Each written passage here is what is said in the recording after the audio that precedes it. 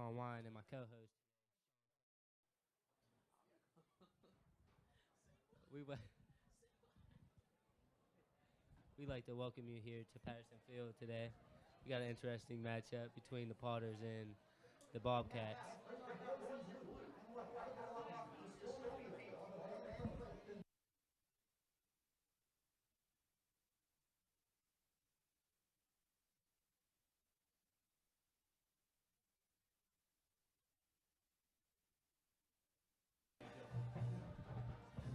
Well, this is your real host, Sean Cleckley. We'd like to introduce you to to the refs, Jim Kuzinski, Eric Hayden, George Kelchak, Homer Martin, and Tom Costanelli. Now, we have a very interesting matchup this week between the East Liverpool Potters and the Camden Bobcats. How do you feel about this matchup, John? It could be a pretty good one here tonight. We got a nice impact player, Marky Thompson, finally back off of injury. Look forward to Mau Thompson to do big things tonight. Now, there's the interesting substitution with moving Stephen Yoho to the running back position. How do you feel about this? I mean, Stephen Yoho is a pretty good athlete. He's fast, he's pretty quick. Should be interesting to see what he can do in the tailback position. But now, we had the starting quarterback, Peyton Newland, moved from quarterback to receiver. How do you feel about Peyton at the receiver spot? Well, I feel like he's been playing wide receiver most of his time here. I feel like it shouldn't be much of a hard transition. And I feel the team should get a lot better with Markey at their quarterback. I think they should do all right tonight. Yeah, it should be a good one. I mean, these players have been down all season, but it's time for them to get their heads up. And here comes the Potters. As you can see, them running out.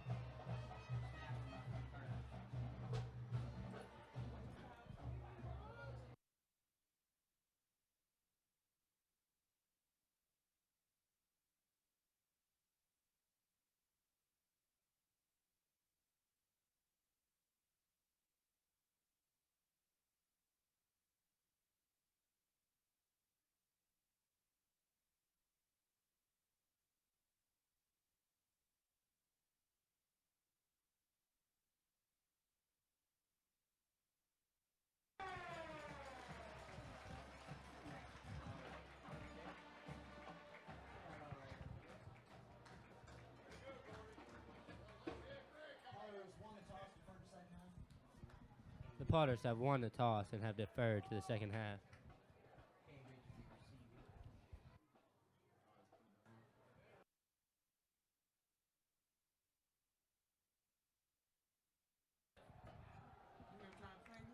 Ladies and gentlemen, this is Mr. Croxel with Croxel's Coaching Corner, letting you guys know that tonight what I see in this game is going to be a very important matchup between these guys is this. Stamina, stamina, stamina. The Potters have got to be able to hang with them what they always do in the first quarter, but it's that second quarter where they fall down. They can make it through the second quarter and come out with a little bit of fight in the third. They just might have a chance on this. They're depleted as far as the ranks are concerned, but what they really have to dig into is the fact that everybody has to do their job out there to the best of their ability. This is Croxel's Coaching Corner, brought to you by PNN.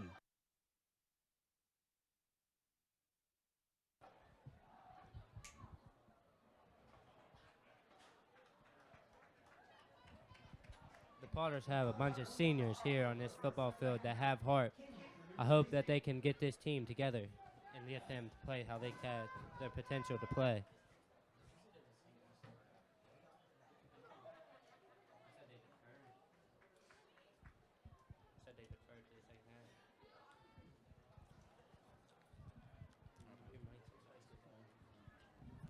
But with my man, Tevin, the special teams guru, they should look nice on this kickoff. Carl Mackey getting ready to line the tee up, set back, ready to kick off. Back to return for the Bobcats is number 3 and 30.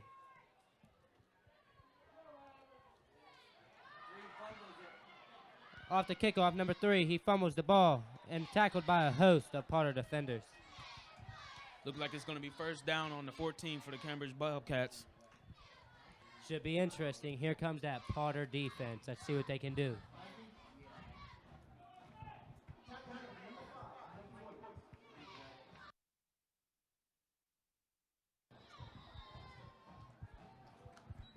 Now let's see what the Cambridge Bobcats come out in.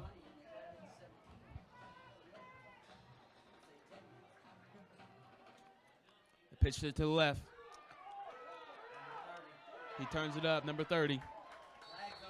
Tackle made on the play by Justin Watkins and John Rickard. Now there's a flag on the play.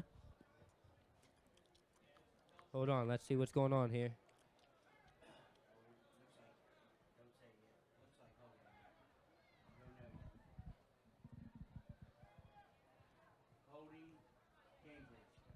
Like it's going to be holding Cambridge.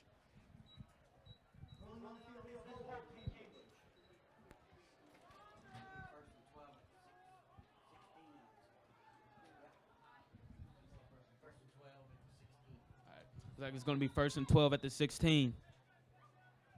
Here we go again. Potter defense looked pretty good on that run, not allowing too many yards as they got tackled.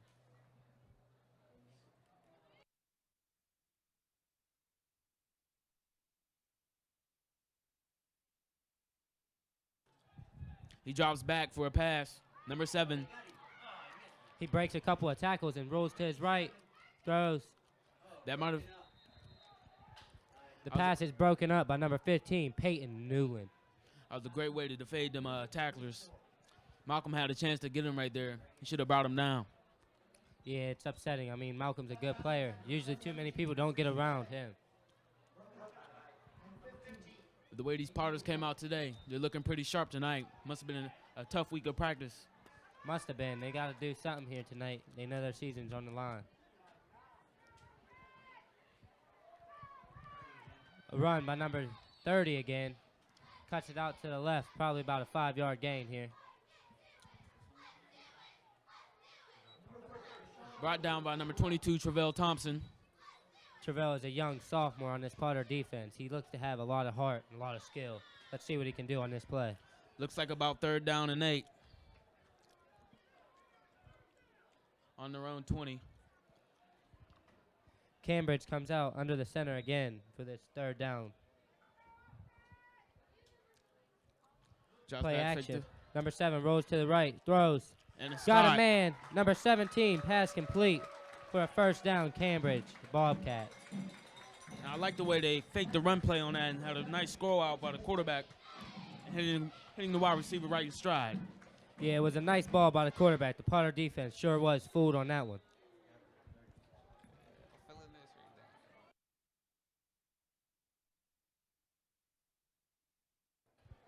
The snap handoff, number 30 again. He breaks a tackle.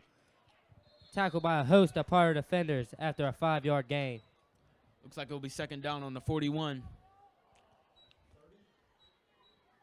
About 6 yards to go.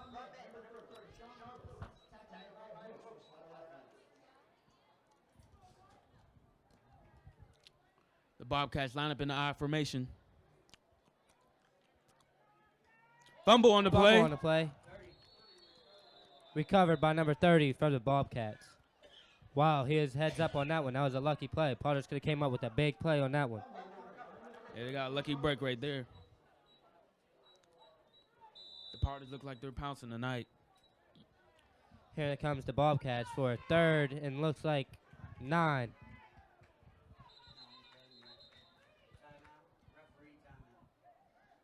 There's a referee timeout on the play. Looks like somebody's equipment is messed up.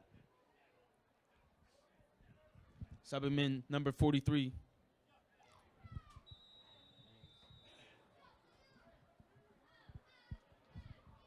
Here comes the Bobcats to the line of scrimmage again. They are in the I. Twins to the right. Looking they're going to pass on this play. Nice Roll out pressure to on the the blitz. left. Hits the man in the flats. He has breaks the a first tackle down. down the sideline. And it's finally pushed out at the 35-yard line by Mau Thompson. Looks like the Potters don't know a way to get off the field. These 3rd downs are really coming like to bite them in the butt. Really is. I mean, that was a play that should have been picked up there by the Potter defense. It looked like they had him covered. Man broke a tackle and was out. It's like 1st down on the 32. Cambridge in the I formation again. Handoff to the fullback. He's tackled after a 5-yard gain. a nice rest, second down, about 2 yards to go. Timeout, East Liverpool.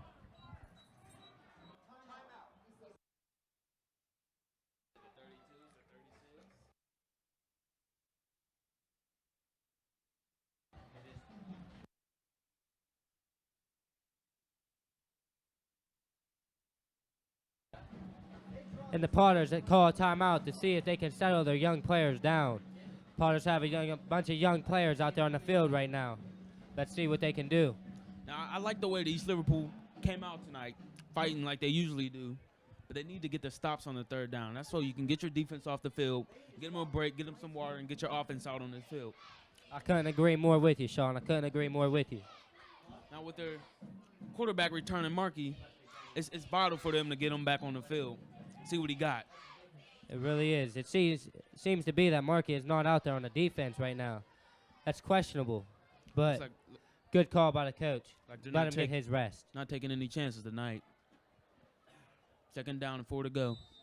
Cambridge comes up to the line in the I formation again. Hands it off. Handoff to number 30 up the middle as he runs for about a 10-yard gain. Number 30 is proven to be a good athlete here in this game so far, Sean. What do you think about number 30 from the Bobcats? He's been running tough all night, just like the running back from last week. They're going to have to find a way to stop him. The linebacker's going to have to start filling the holes. Here we go. 1st and 10 from the 18. Number 30 up the middle again for another 6-yard gain. It's like the same play, but this time he ran straight over Mikey. Man, Mikey Williams cannot be arm tackling out here. Like his goal line. First down. 1st and goal at the 4. The Bobcats hand off to number 30 again up the middle. Can he get in? He's in. Touchdown. Number 30 in for the touchdown.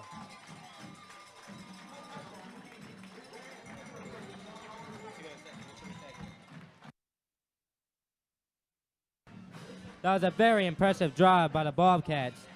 They ran the ball pretty good there. How do you feel about their team? They marched right down the field. I like their offensive line so far. They've been really getting a great push on that defensive line so far. Yes, they are. They're dominating the Potter D-line at the moment. Let's see if the Potters can change that aspect.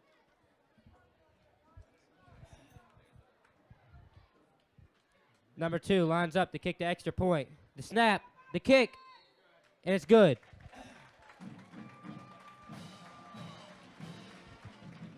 Now the Potters down 7-0 with 8:55 left in the first quarter.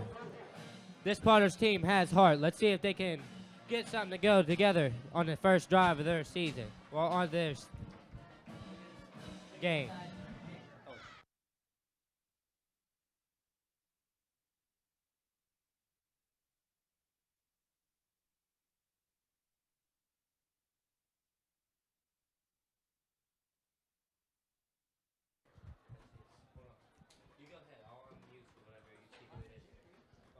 Look like it's going to be.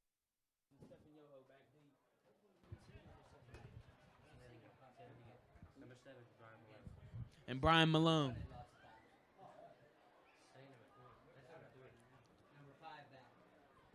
It looks like Mikey Williams, number 5, back deep, and Stephen Yoho, number 13, along with the freshman, Cade,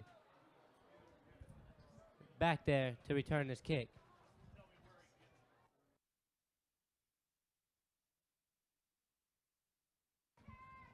And the kickoff by the Cambridge Bobcats. Caught by Mikey Williams. Looks like he's going to hit that wedge. He runs straight up there. Mikey But Williams. one got to go. He's got running room. Oh. Mikey Williams takes the ball to the 45-yard line of the Bobcats. There was a great wedge on that play. That one should have been house. There was a lot of men out in front of him. One of them should have picked up that guy. Yeah, that was really good blocking by the Potters kick return team. Looked really good. Let's see if that can spark this Potter offense to drive down the field and score. First down on the 44. 1st and 10. The Potters line up in a spread. Markey with his first game back. He catches the snap. Hitch pass out to Mau Thompson, and he's shut down behind the line of scrimmage. So what do you think about that play call on first down, Sean? Well, I feel about the Cambridge cornerback came up nicely to stop that play from going anywhere. That was a very good defensive play by Cambridge's corner. Looks like it's going to be 2nd down and 13 on the opponents. Let's see if the Potters will pass the ball again here on this play.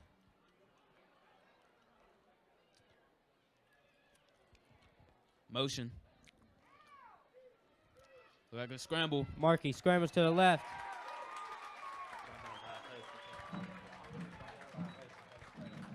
Brought down by a host of Cambridge players. There wasn't much room for Markey to go anywhere on that play. They all read that play like a bug. It looks like Cambridge is keying Markey here at the start of this game. Let's see if somebody else can get involved to be an impact player and step up. With such a great return, the offense just ain't moving. They've been going back every single play. Here we go again, 3rd down and about 16. Markey back, motion, Peyton Newland in motion. Says Hutt. Markey rolls to his right, throws He has the deep, receiver. he got a man. Oh, and it's overthrown. He overthrows Mau Thompson. I don't know if that one was overthrown or if Mau was just not expecting that. How do you feel about that play, Sean? I thought it was a good coverage by the cornerback. There wasn't much room to throw it, so he just let it out there for Mau and let him get a chance after it. Yeah, Mau is a big receiver out there. That's all he can do. Throw it out there and give the man a chance. 4th down, they're going to be punting. Out comes kicker Kyle Mackey to punt this ball. There's a referee timeout on the play. Looks like he's warning the Potter sideline to stay back.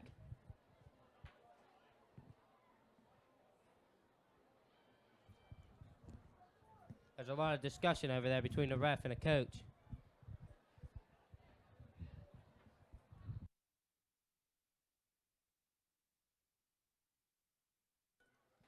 Here we go. We finally got a shot to see what they're discussing. Head coach Rick Prescott discussing with the ref about the play. I can't really make out what they're talking about, but looks like Prescott is arguing the point. Looks like they're probably telling him to take a couple steps back. Looks like he was on the field the last play. 4th down on their own. There's the snap. 48. Kyle Mackey with the punt. Back to receive. Number 17 makes a move to his left. Makes another Up the move. sideline. He's up the sideline. And he's finally knocked out at the 45-yard line by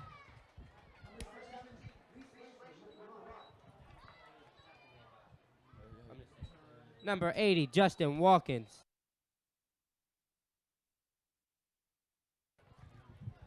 Now with Derek leaving the team because of personal issues, how do you feel that could make an adjustments or something like that? That could be a huge adjustment to make. Derek Thompson, the junior, 6'3", 200 and about 15 pounds. He's a solid player. With him off this team, look for Markey to have to step up and make some bigger plays this year. 1st down and 10 on the 40. Looks like there's a fumble. Looks like the quarterback had a mishap with the center on that play. The ball was recovered by the Bobcats, and it's still 2nd down and 10 yards to go.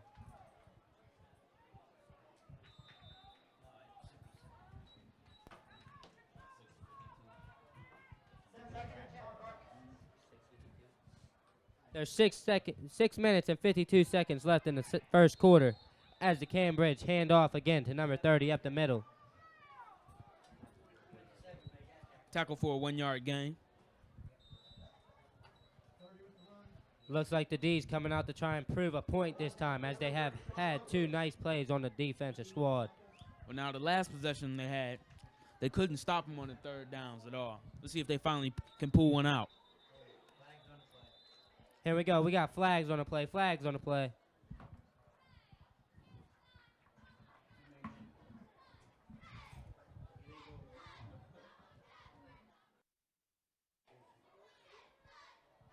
Let's see what we got here. We got an illegal substitution on Cambridge Bobcats. He's going to move him back. We now got 3rd and about 13 for the Bobcats. Let's see what they'll do here.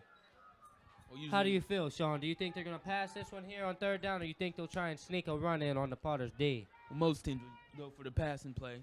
Works the last 2 times. Number 7 drops back. It's a screen play. He dumps it off to the halfback. He's cut. That's And going he to be a gets first the down. first down. Great play calling by the Cambridge Bobcats. That was a great play call. Great play call. He had the defense of the Potters all fooled on that one. They didn't know what was going on that play. That's another pickup on 3rd down. They have to get those stops. Yeah, I agree. The Potters D on 3rd down has to improve. They're playing good on every down except for that. Looks like there's a fumble. East Liverpool ball. Looked like there was a miscue between the handoff from the quarterback and the running back, number 30. Ball ends up on the ground and is recovered by number 56, Zach Madison.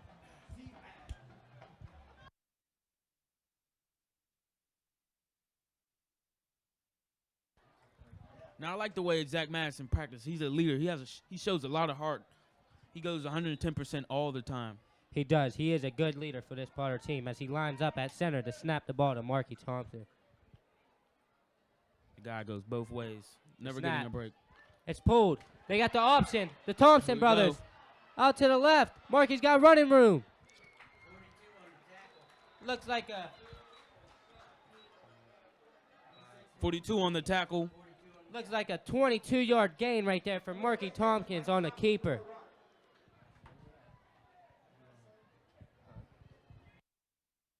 On the 29. That was a great play call. Marky read that one to perfection on that play. Last time we seen him on the field, he did this all over the last team. It's great to Yes, have he him did. back. The Carrollton game, Marky did do a lot on the running game. Here we go as the Potters line up again for a first down. Back in the shotgun. High snap, but Marky handles it. Handoff to Stephen Yoho. Up the middle. Now that's one of my favorite plays in the book, is the read option. The read option is a good play, but it depends on how your line performs for that play to work.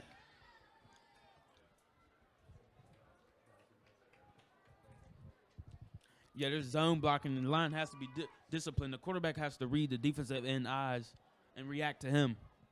Here we go as the Potters line up and spread again. Motion Stephen Yo, who's the starting running back. 4 wide with Marky. Back at center, Mikey Williams in motion. Looks like a quarterback sneak up the middle for a gain about 3 yards by Marky Tompkins. Looks like it's going to be 3rd down and 7. How do you feel on this 3rd down? Do you think the Potters will come out and try and throw the ball here? Well, the way it's been looking so far, they're probably just going to keep it in Marky's hands and run it. Yeah, they're right. You're right. This Potters team has heart. They have to play together as one.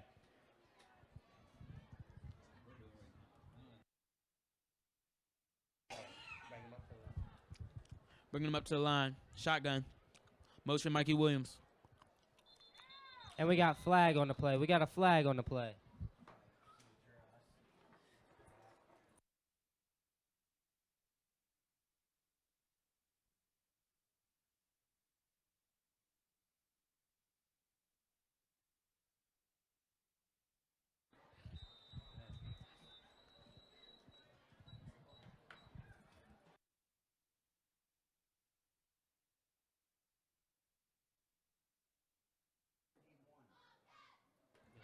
Look like a procedure on the Potters. 3rd and 11 on the 31. Let's see what they do here. It's a big 3rd down. Can the Potters convert on this play? The snap. Marky drops back. Holding. Marky off.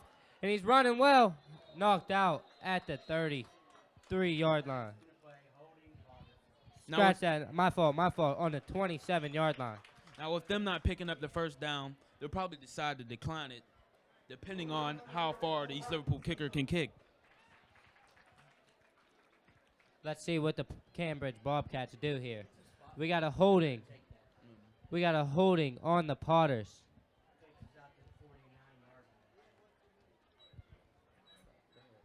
Cambridge accepts the penalty, and it takes us back to the 49-yard line.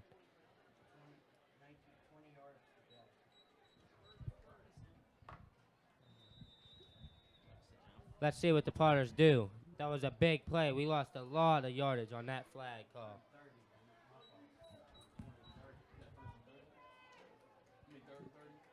Here we go. We got a 3rd down and 30 yards to go. Let's see if we can pick up some yards to get us some field goal range. Markey drops back. A screen.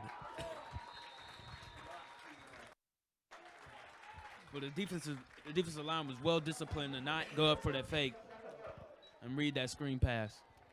Yeah, they read that one good. They read that one good.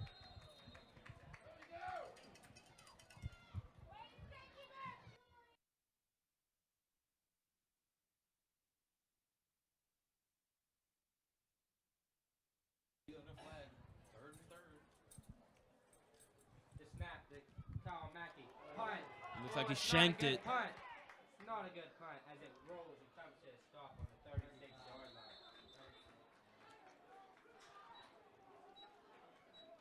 That was not a good punt. It looked like it went off of his foot bad on that one.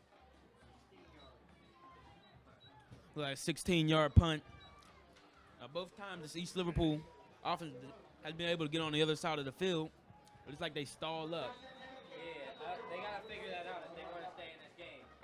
A handoff, number 30 again up the middle for another, what looks to be 7-yard gain. It's going to be 2nd and 3 on the 43.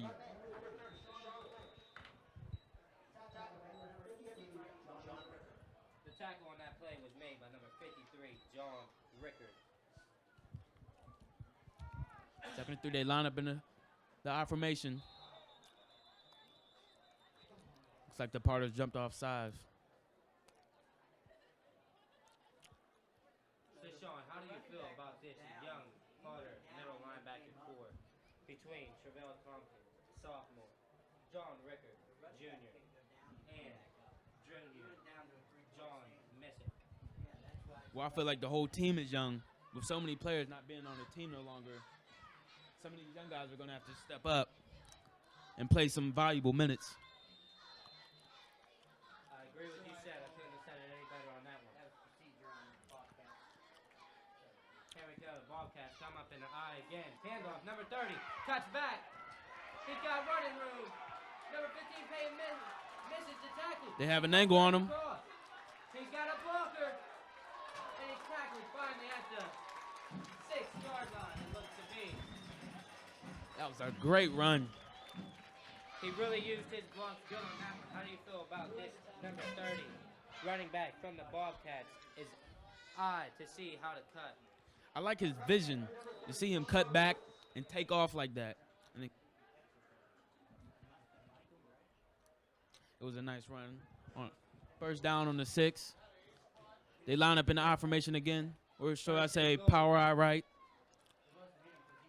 Handoff, number 30 again. And he's into the end zone for another Cambridge touchdown. This Cambridge team doesn't seem to be much better than this Potter team. Just their play's been working, unlike the Potter's offense.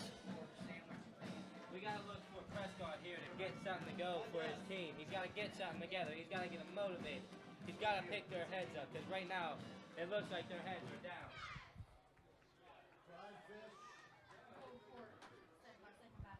On comes number 2, the kicker for the Bobcats again to try this extra point. The snap. It's a fake. It's fake. It's a fake. Number 11 rolls out, throws to the back of the end zone. Incomplete. So how do you feel about that play call for the Bobcats going for it on that extra point attempt? Well, I'm not really sure. Maybe there was a fumble on the snap, something. I wouldn't have done it.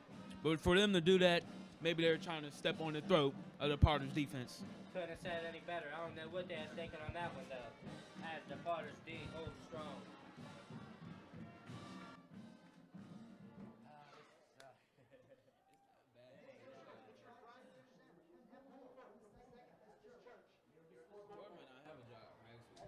So, Sean, how do you feel about this homecoming dance tomorrow night? You know, I'm going to be grooving. What you going to be doing? I don't know. I think I'm going to look pretty good in my pink, man. I don't know, but, hey, I'm looking to have a good time tomorrow night. Yeah, I think it's going to be a nice one in the cafeteria at Potter High School.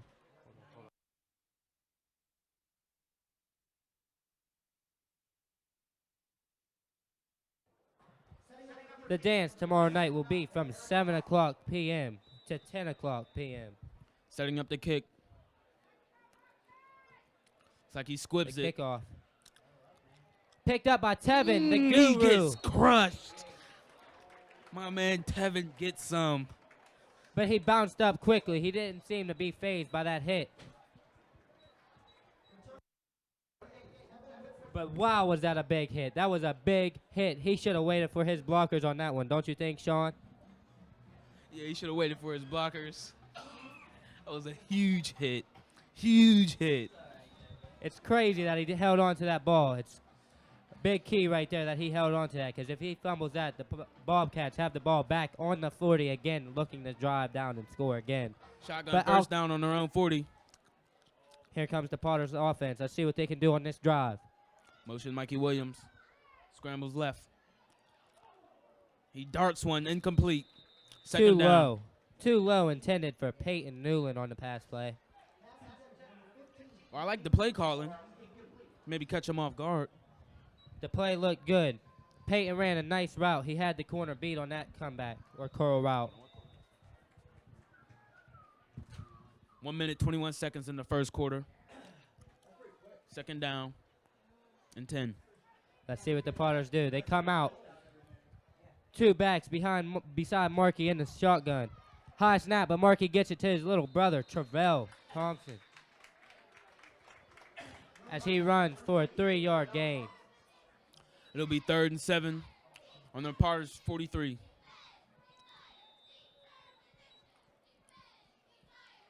It sure is an impact having these two Tompkins boys out there at the same time. Travell, the younger brother, who is only a sophomore, has just as much heart and just as much passion for this game as his older brother, Markey. Give him about 2 years. It'll be something special. Looks like Here an goes option. the It's option. Stephen Yoho. He fakes it. Cuts back left. He's Not- reversing field, and it's all bad news for Markey on that play, as he's tackled by a host of Bobcat players. Looks Not like a- a loss of 8 yards, maybe more. It's not a good decision on that play. Look, it's gonna be Man, this fourth kid down. Markey is something else with his athletic ability, but sometimes he tries to do a little too much. Just too much sometimes. It'll be fourth and 15. Punting the ball. Kyle Mackey.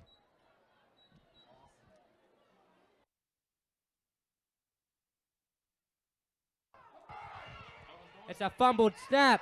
Kyle Mackey throws. Incomplete. I don't know who he's throwing to on that. There was nobody intended in the area.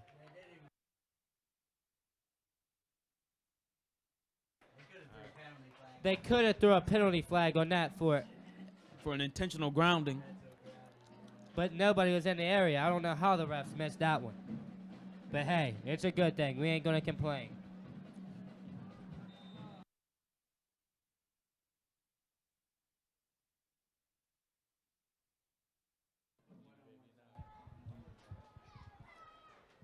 Here comes the Bobcats up to the line again. Line up in the I formation. Let's see what they will do here.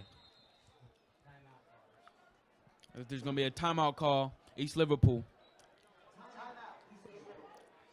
With that timeout, there's 18 seconds remaining in this first quarter of play. I mean, the Potters aren't looking too good right now, Sean. They got to step up this enthusiasm.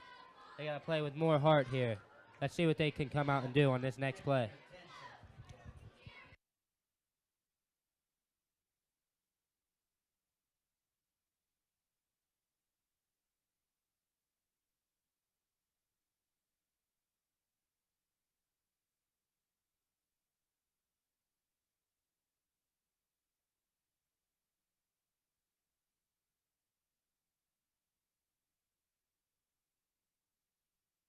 Looks like it's going to be first down and 10 Here on the comes this 35. Potter defense. What do you think they'll do here? You think they can get a big stop and hold them so that the Bobcats do not drive in and score again as they are down 13-0? I see them just handing the ball off here. Going into the second quarter. Oh, but he fakes it. It's play He action goes here. deep. He's got a man deep. He goes up for it. Oh, Oh, and he almost a bangs it juggling down. catch. That was a almost juggling catch. I like the play call by the coach. trying to catch everybody off guard. I know he caught me off guard. I was not expecting that. As you was expecting, I was expecting a run for number 30 again, as he has been a workhorse here in this first quarter. Number 21 on that pass was intended to number 21 on that last play. Almost brought it in for the touchdown. Second and 10 on the 35. Looks like the Potters are blitzing. Blitz. It doesn't work. Number 30 up the middle again for another 6 to 7 yard gain. That's the end of the first quarter. Potters are down 13 to nothing going into this second quarter. Let's see if they can come out in this second quarter with a little bit more heart, a little bit more something. I don't know what they're missing. Maybe you got the piece that I'm missing that I don't see right now that they are missing. The Potters are still not out of it. They still have time to get back into this game. That's only one quarter down. There's 3 more to go. Yeah, you're right. You're right. They just got to keep their heads up, and they got to keep playing hard. They cannot slow up and think that they're beat already. There is too much left in this game for them to just lay over and die on this game.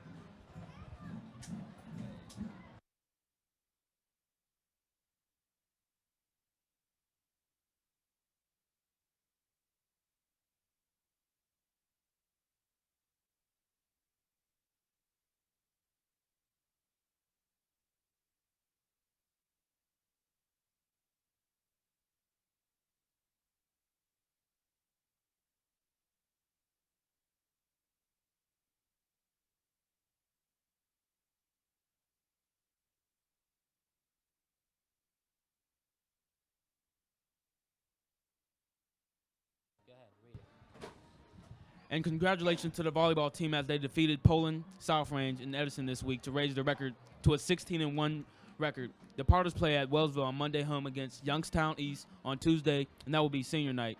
Then we'll finish out the regular season on Wednesday at Claymount. Good luck to the Potters volleyball team. Yeah, these girls are something serious. They have been potential threats all their career so far. These seniors have led this team to a good high school career. Back to the game. It was 3rd down and 3, and there was a fumble on the play, but he picked it up. It looked like he gained the first down anyway. Back to this volleyball team, though. They are something impressive. These girls have a lot of heart and are coached good by Bob Shansky. I like Bob Shansky as a coach. Shows a lot of enthusiasm out there. Even in class, he shows it. Number 7 snaps the ball. Handoff, number 30 with the spin move up the middle. Looks like a gain of 4 to 5 yards. Maybe 6 is going to be 2nd and 4 on the Potters 15.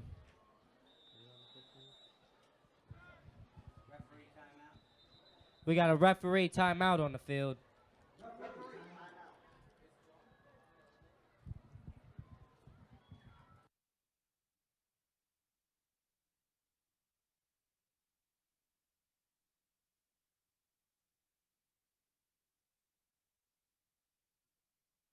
Like 2nd and 5. Hands it off to number 30 again. Right up the Jumps middle. a defender that was on the ground. Somebody's on his back. Looks like a flag. Face mask, but he's in the end zone anyways. This number 30 is a true workhorse for these Bobcats. Yeah, he's a beast. I like the way he jumped over the running back and still gained the momentum to keep going into the touchdown. Yeah, he doesn't stop his legs from moving. He's a big body, and he carries some bodies on his back. Yeah, the call on the field was a face mask on the Potters. He is declined as it is a touchdown, number 30 again. So, Sean, how do you feel about number 30? That is his 3rd rushing touchdown of this game. It looks like he can't be stopped. He should be rushing over 100 this game. The score is 19-0. Cambridge Bobcats. Out comes number 2 again for the extra point try. Let's see if they'll fake this one also, Sean.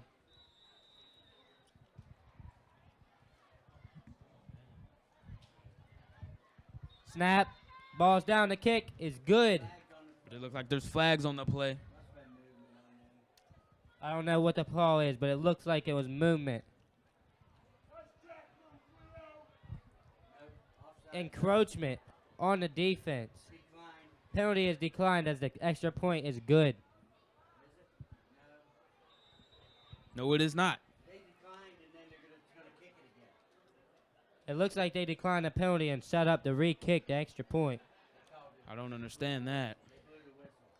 I guess it was just a stoppage of play by the refs, but the kick is good also again by number 2, the extra point kicker for the Bobcats. But I mean, back to this running back number 30, Sean. This kid is impressive so far. Let's see if the Potter coaches, well, how do you think the Potter coaches should adjust to try and slow this man up today? We're going to have to stack the box, put 8 men in there. What that's going to open up the play action for later on into the game, and they're going to start hitting them deep on the passes. So what you're saying is they need to play harder in the box, and the corners always have to stay aggressive? They always got to be on the tip of their toes. That play action is coming. It's coming. I think you're right. Have that same gut feeling in my stomach that they might hit them with that play action their next play. But out comes the kickoff team for the Bobcats as the receiving team, Potters, line up. Back deep again, Mikey Williams. Last time he had a nice run up the middle. He did. Let's see if there's just as good blocking again from the Potter return team. Looks like there was a 15-yard penalty on East Liverpool. We're sorry, folks. We missed that flag. We don't know what the call was on the field, but they have spotted the ball at the 45 for kickoff for the Bobcats. Looks like this one could end up in the end zone. Mikey Williams stands deep at his own goal line. Let's see what he can do on this return. It's back deep. And he That lets one's it over go his head. for a touchback, and the Potters will come out and start their drive on the 20-yard line. Now, how do you feel this offense needs? What do they need to do to get the wheels turning? I feel that Markey got to calm down a little bit. Lions got to proceed as what they're doing. They got to get him more time. He doesn't have enough time back there to throw the ball, and the running holes aren't as big as they could be. He looks like Marky's been back there tap dancing, or should I say, maybe you need to slow it down and process things a little bit more. Yeah. We all know how good Marky Tompkins can be at this quarterback position. He's just got to calm down and do him. It's like a no-yard gain on that. It's about 2nd down and 10.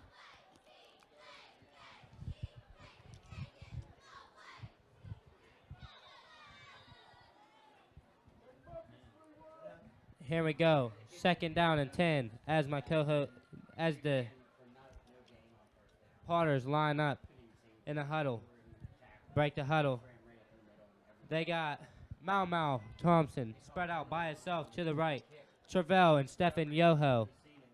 Travell Tompkins beside his brother as Stephen Yoho is too. Handoff, Stephen Yoho is blown up in the backfield. That Bobcat defense has been reading the plays. Reading them. So I missed that, Sean. Did you see where the hole was, where that linebacker filled so quick? There was no hole, John. The linebacker filled it so quick. He read the play before the offense knew the play. Wow, that's crazy. The Potter offense is being a little too predictable here in this half of play. They got to switch it up and do something a little different. They got to try and catch this defense slipping.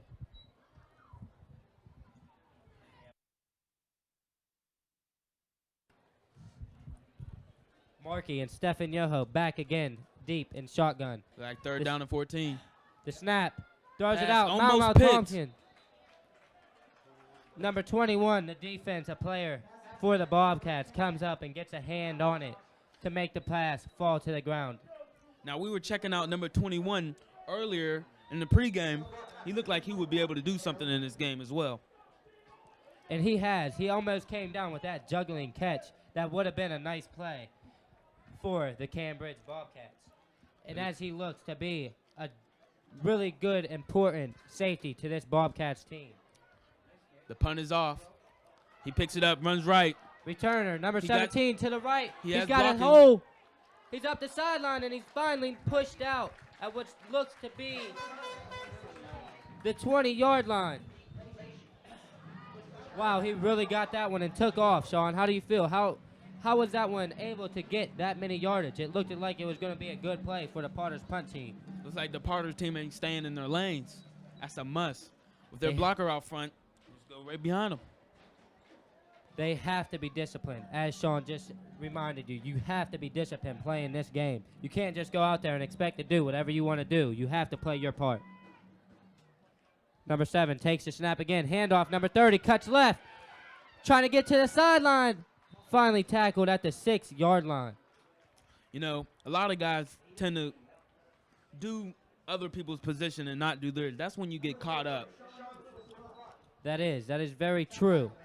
When you start thinking of your other teammate not doing his job and you try to fill in for him, that's when your hole starts to open up, and that's when plays start to be happening. They got to play as one. They got to all play their part. First down and goal. Handoff. Number 30 up the middle. Dives over a pile on the ground and lands around the 3-yard line. Here we go. We got a 2nd and goal for the Bobcats.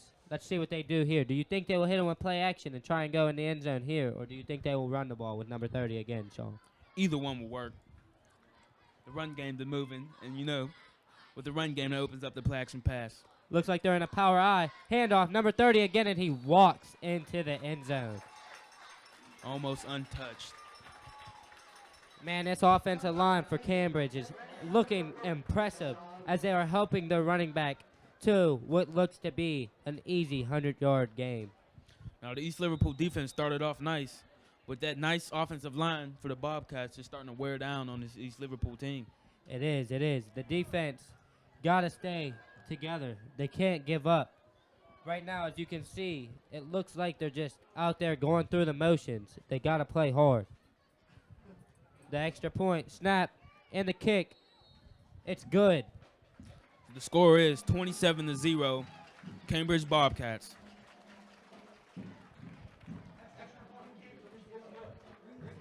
There's 8 minutes and 40 seconds remaining in the half. Man, these Potter team got to get it going together. They got to get on the same page and start moving this ball on the offense. They got to start driving because their defense needs a break. Wouldn't you say so, Sean? Yeah. The guys not having a lot of substitutes. They got to find any chance they can to get a break and get some water in their system. Now, I heard that the Potters have moved up a bunch of freshmen. How do you feel about these freshmen being moved up to try and help out the varsity team?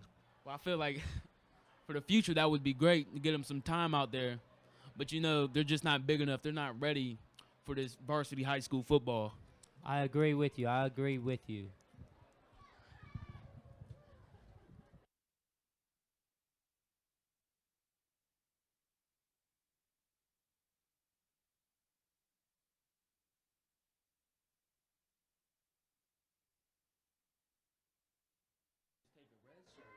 It's a squib kick by the Bobcats, picked up by number 13, Stephen Yoho. He cuts to his right. He's still on his feet. And finally tackled at the Potters' 27-yard line, it looks to be. That was a heads-up play by number 13, Stephen Yoho. I like how he held on to the ball and didn't let it be pulled out as he is in that pile. Out comes the Potter offense once again. Let's see what they can do this drive.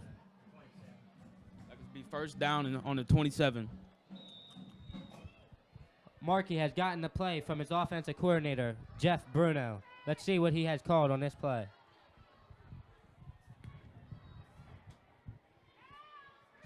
It's a read play. Markey keeps it and is stuffed by a host of Cambridge players. It looked like there was some room for a cutback, but he must not have seen it.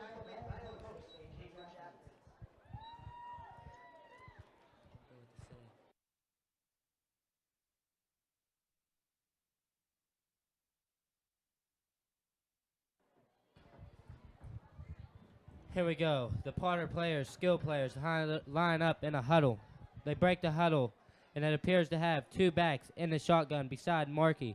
Let's see what they'll do here with Mau spread out to his right by himself. 2nd and 9. Handoff.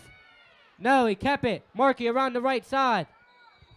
And it's finally pushed out at what looks to be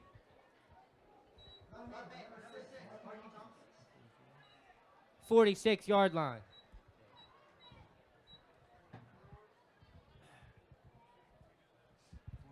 It looked to be some confusion right there. Stephen didn't know if he was getting the ball or not.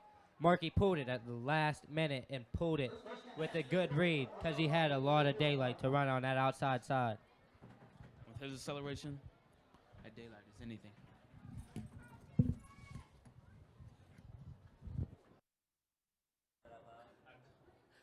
Here we go. Same formation again. Handoff to Travell Tompkins as he gets 4 on the play. Looks to be like it will be 2nd down and 6 yards. Well, it must be hard for this Potter offense since they change their offense pretty much every single week with almost a new quarterback every week. How do you feel about that? It is very difficult. Me, coming personally from playing a quarterback position almost all my life, it is hard to do to learn several different offenses in 1 year. But it looks to see, we'll see how the Potters can handle that change. Potters line up in shotgun once again. Handoff to Stephen Yoho. He's up the middle for a gain of what looks to be 5. I like how he hit that one up with a burst.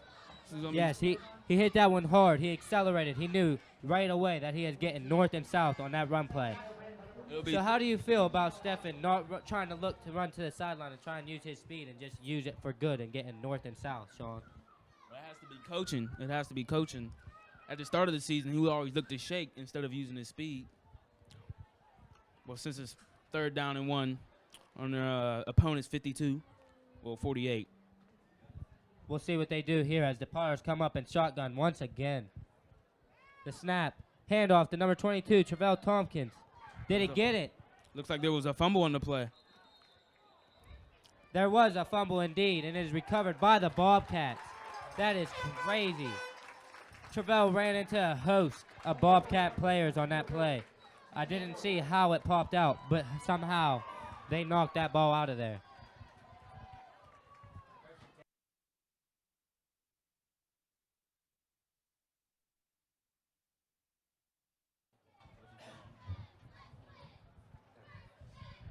First and 10 for the Bobcats for what looks to be a 48 on the 48-yard line.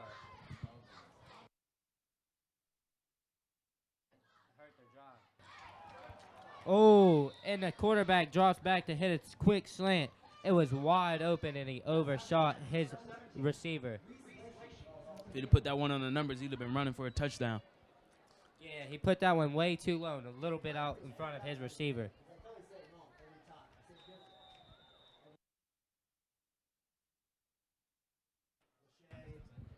Here we go. Handoff, number 27 now. Up the middle for a 10-yard gain.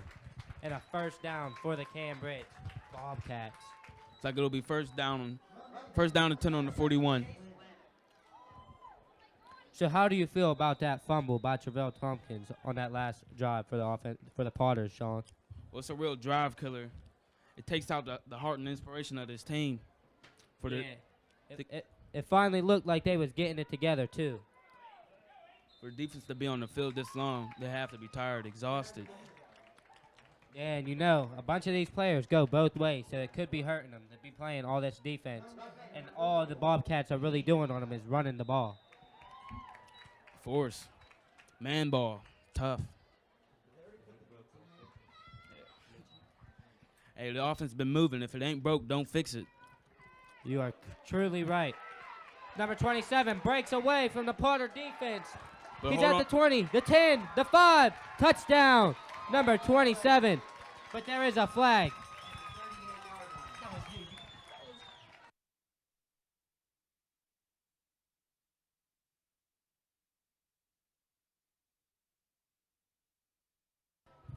Looks like it'll be holding Cambridge.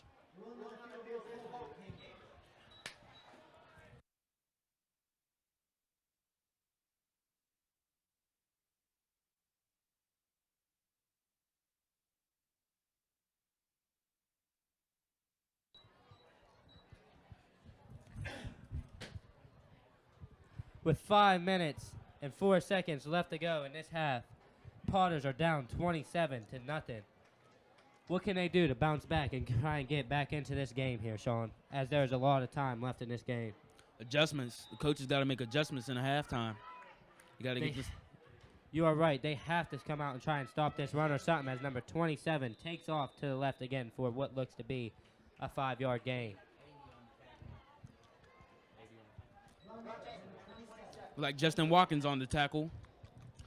3rd down and 14. That was huge for Justin, the corner, to come up and make that tackle. It looks to be that these Bobcats running backs are trying to get north and south, but also get to the secondary and get to the sideline on these corners for the Potters. Pass play. It's out in the flats. Drops it. Wow, number 44 just flat out dropped that one, Sean. I mean, that quarterback couldn't have put the ball more on the spot than it was. Mental mistakes. Everybody makes them. But that is huge for the Potters as they come up with a stop. And the Bobcats are forced to punt the ball on this 4th and 13 with 4 minutes and 24 seconds left in the quarter.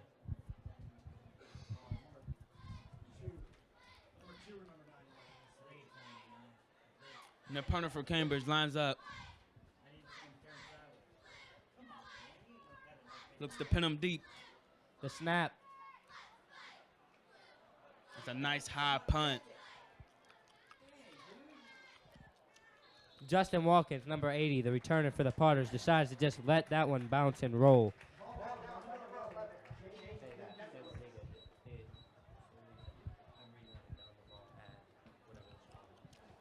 Number 11 down the ball at the 10-yard line.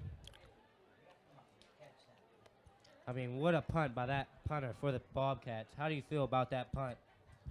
Nice hang time. Gave the the defending team, enough time to get down there before he could catch the ball.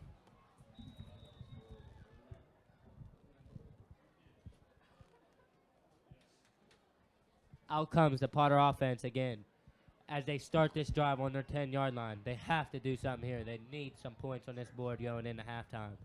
Wouldn't you say so, Sean? Motion. The snap. Bad play on the call. Bad play call as Markey is gobbled up for the sack by a host of Bobcat players.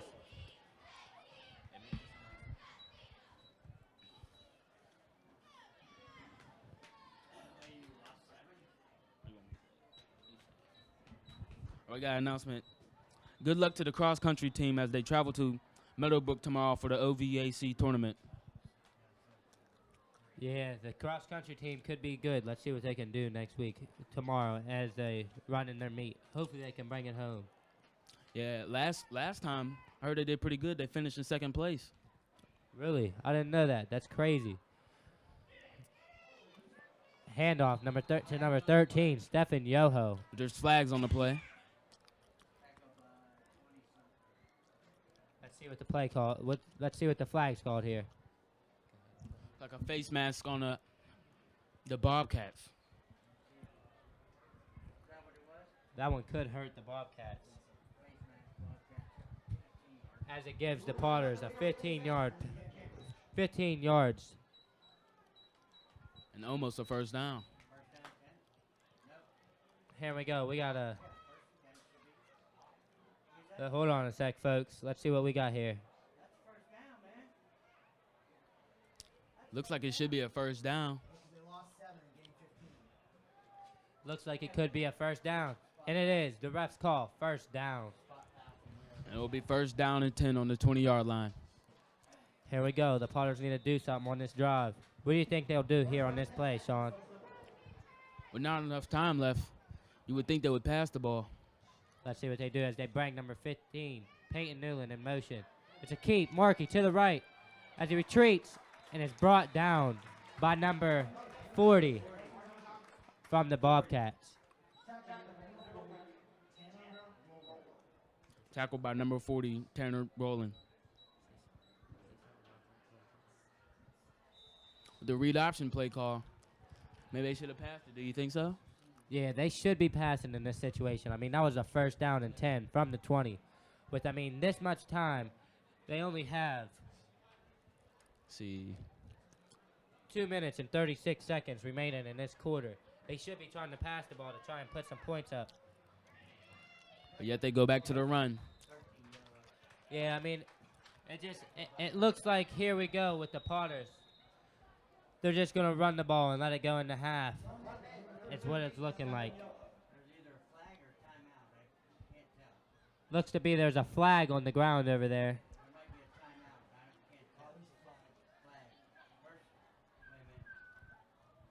Hold on, folks, as we get this call from the refs to give to you. Dead ball, personal foul on the Potters. Wow, that could hurt, as there's enough time for the Cambridge Bobcats to get the ball back and drive down and score. Do you think they will do that? Depends how this offense moves down the field or not. If they don't get anything right here and they punt the ball, they're more likely to take a shot downfield and try to go up some more. You know what I mean? I know what you're saying. The snap. Here we go. Markey drops back. Throws it up. He's got a man. Malmo. Does he come down with it? Is it inbounds? He makes the catch, but I don't know if it's inbounds. It looks like it's going to be incomplete.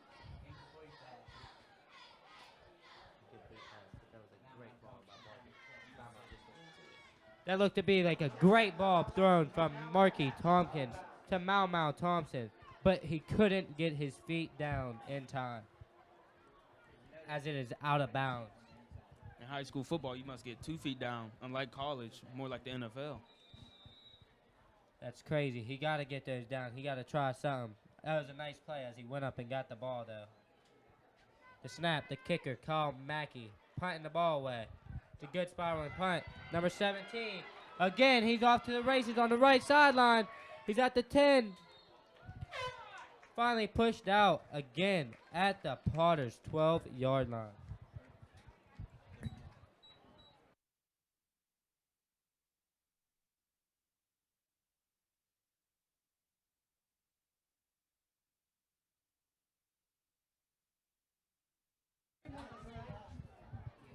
Bobcats are more likely to take another shot, put some more points up on the Potters defense.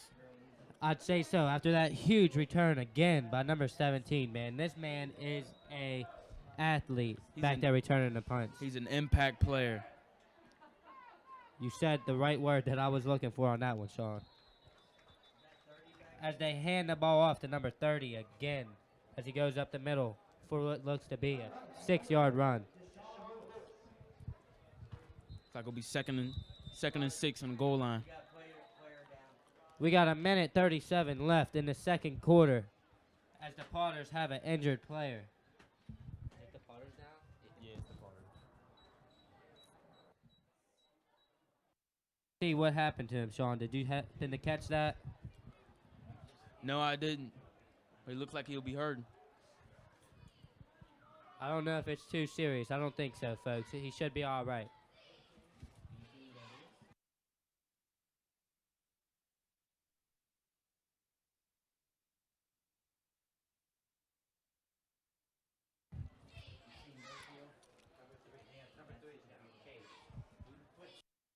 Number 3, Cade Reynolds, is down on the play. Looks like he's in pain. Maybe a cramp, maybe a twisted ankle.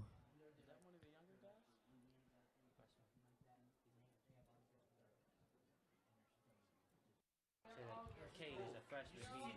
He has played good for the freshman team as he's been moved up to try and make an impact on this varsity team. He's been playing good for the freshman team.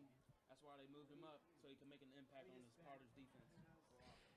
Yeah, the kid's got a little bit of heart, but he's real small at this point of his high school career, and he tries to dance too much. We both know how dancing goes with big linebackers in this high school football.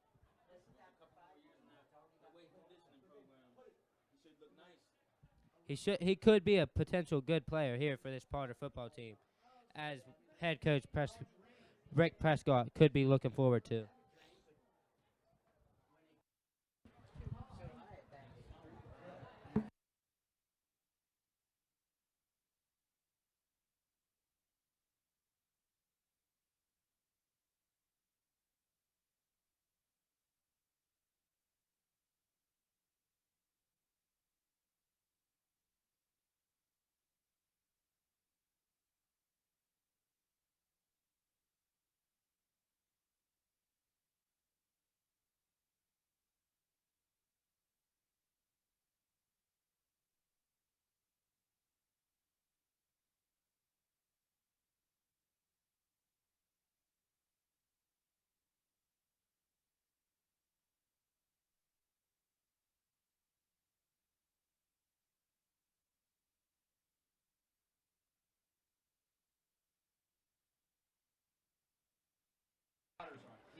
Cambridge lines up in a power I again. Number 22, Travell Tompkins, almost gets the quarterback on that play as he gets the ball off to number 30 once again. This kid is impressive as he has his 4th touchdown on the ground, Sean. He's How do you feel definitely the about that? MVP of the game so far, and possibly the player of the week. This kid is something serious.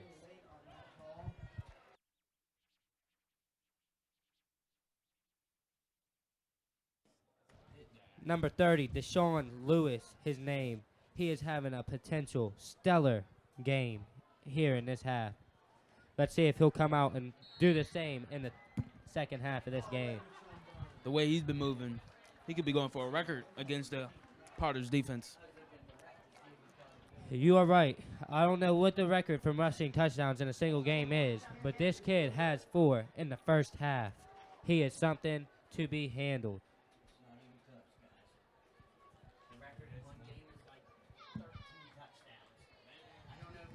Correct me.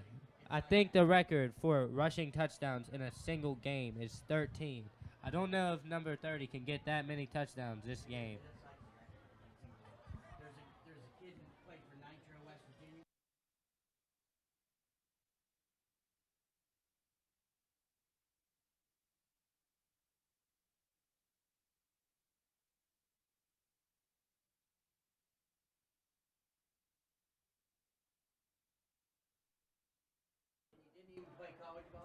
Out comes the return team for the Potters once again. They had a really good return, their first one. Let's see if they can try and spark something here. Let's see if Mikey Williams, one of our good friends here, Sean, don't you think, can spark this offense to do something on this kick return here? Looks like he got kicked off 17 on a squib kick. Number 17, Brett Waggle, a young freshman, receives that kickoff. He didn't really try and do too much there. He looked like he was a little bit scared on that one, Sean, as he just stood there and tried to dance and wait for an opening. I remember my freshman days, as you do too. It happens. Everybody is like the deer in the headlights look. It does have the deer in headlights look. I know I had it. I was nervous. I was scared. And what to do, I just went out and tried to play my heart out. You know what I mean? I understand you very well. Out comes this Potter offense. Let's see what they can do. Like first down and 10 on the 31. They have a minute and 23 seconds left in this second quarter. Let's see if they try and drive Swing down pass. and He get picks it up nicely. Great defense by number 12 by shutting that swing pass out to Stephen Yoho. Markey had nowhere to go with the pass on that one as he just makes a smart decision and throws the ball away. That's something I'd like to see more out of Markey a little bit. Don't you think, Sean? He's got to be smart. He's got to know when to take his loss and throw the ball away. It looked like he's been settling down, as we said, and making some smarter decisions, but yet the offense still isn't moving the ball. They got to find something here in this second half of this game. As a handoff to number 13, Stephen Yoho runs hard north and south again. It looks like Stephen has potential, as I like how he runs north and south, Sean. Stephen Yoho, who we chose to be one of the impact players this game, has been having an okay game so far. It'll be 3rd down and 1 on their own 40-yard line. Let's see what the Potters do. Will they hand the ball off and try and get the first, or will Markey run it? Hands it Handoff. off again to Stephen Yoho for the first down. On their own. Potters got the ball on their own 45-yard line. Let's see what they do. It doesn't look like the Potters are hurrying up too much, so I do not know if they are trying to get this into the end zone here or not.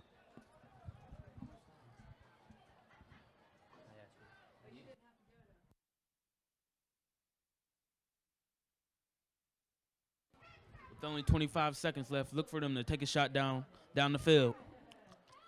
Markey launches the ball deep. He's got a man, number 80, Justin Watkins. Did he catch it? Looks like it was almost picked off. Incomplete.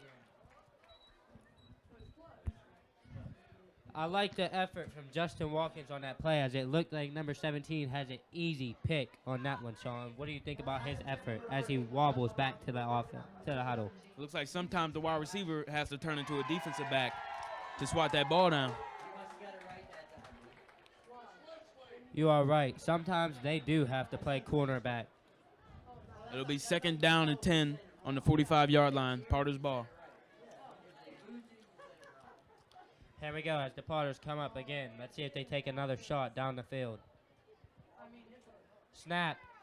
Fake handoff. Markey off to the right. Off to his left, I mean. Cuts back and gets cracked by the Bobcats defenders.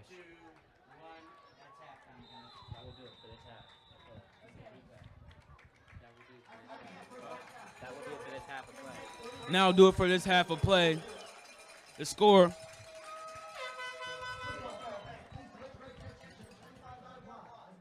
34-0 as the Bobcats go in at halftime.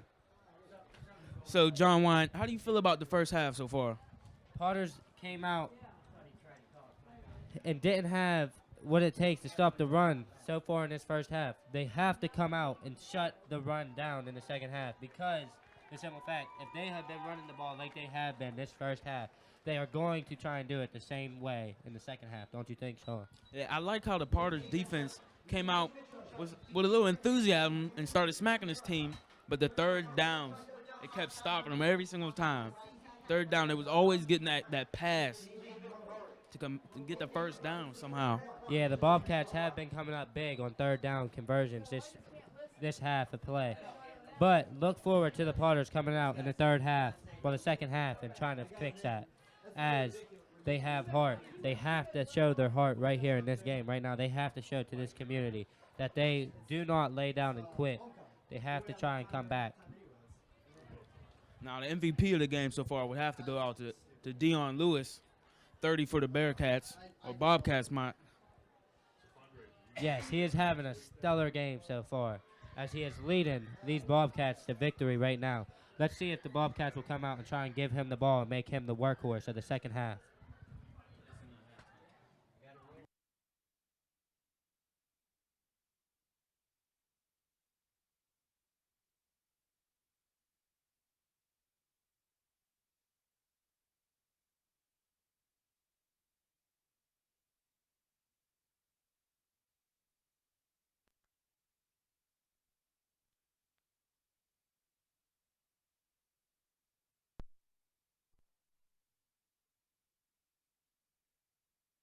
Yeah, he stopped that one from being a long one to just a gain of 1. The center, number 7 under the center. Look for play action on this play. No, it's a fullback dive to number 44. I like the play call. It's a 1-yard gain. It's going to be 3rd and 7.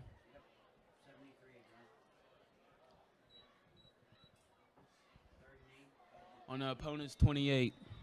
Here we go. Let's go, Potters. They need this stop on defense here on third down. They haven't really converted and stopped them on third down the first half they didn't do that so well. But let's see if they can bounce back here in the second half. Oh, he almost got Malcolm there on a false start, but he recovers. A bubble pass out to number 12 on the outside. Excuse me, number 2 on the outside. As number 5, Mikey Williams, comes up to make the stop. I like how Mikey Williams tackle. It's always a form. He usually never goes with his arm. It's always his shoulders. Yeah, he's aggressive, and he does wrap up. He's a good tackler on this Potter football team. Yeah, he has to be. They had him playing linebacker a couple games. Yeah, he has made a transition. He was at safety, I do believe, at the beginning of the season. But now he's inside at the middle linebacker spot. Here we come. Out for the field goal unit. Number... Is that 89? Is that 89, yeah? 44-yarder. Looks like he's going to try a 44-yard field goal. Let's see if he can get it. The kick. It's up. He has a boot. Is it good? No good on the kick. No good. It looked good, people. It looked good, but he did not get it. That was a great kick. So the Bobcats turn the ball over, and now the Potters will have it at their own 30-yard line.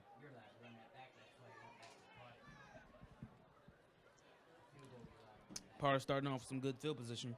Yeah, let's see what they can do here now. Let's see. put some points up on the board, climb back into this.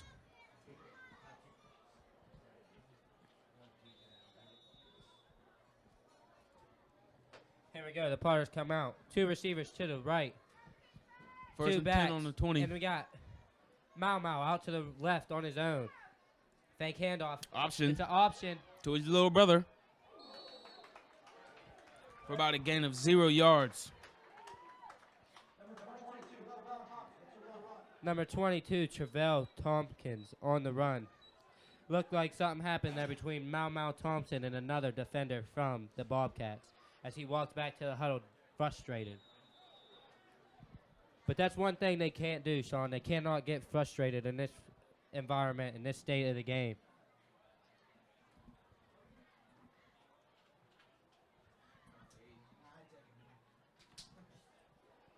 Here we go. They come out. It's like 2nd and 2. 3 to the 20-yard line. left. A back in the backfield with Markey. High snap. Gets it down. There's the Ball fumble. on the ground. As Markey dives back on the ball as it comes loose on that play. Him and number 13, Stephen Yoho, are discussing what happened on the play. As Markey tries to encourage him to keep his head in it. Let's go. Let's see what they can do. Looks like it'll be 3rd down and 13. There's a big play here, a big play. They need some yardage on this one so they can at least get some breathing room if they do have to punt. But let's see if they can convert this 3rd down, as it is 3rd and 13.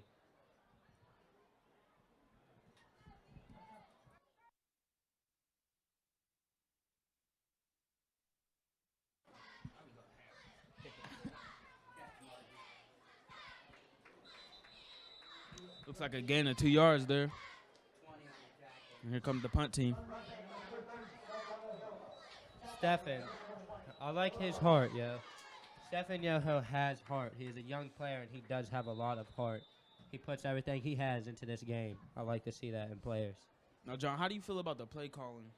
With them running the ball on 3rd down. I mean, they're trying to be conservative, but I would like to see them try and take shots. Let their players know that they believe in them and they have faith that they can pull out some plays. You know what I mean? They can't just go out there and expect their players just to run the ball every single time. They got to do something.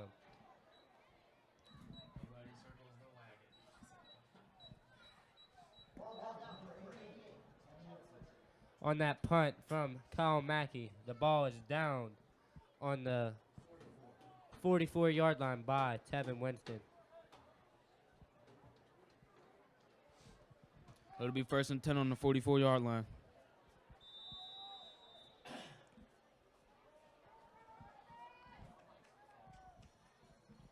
Number 7 under the center says Hutt, and handoffs to number 20 from the Bobcats as he only gets maybe a yard. That was good run D there, don't you think, Sean, by the Potters defense? Yeah, I like how the defensive line stepped up. Linebackers filled for about a gain of a yard line. 1 yard gain.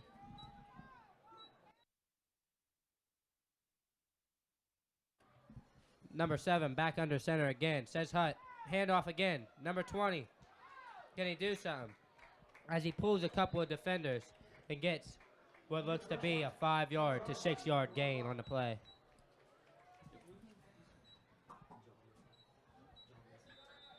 I like how John Missick came up and filled on that play. Looked like it was going to be a loss. The running back still ran hard and got a couple yards on the play. Yeah, John Messick is a big player for this Potter defense here at linebacker.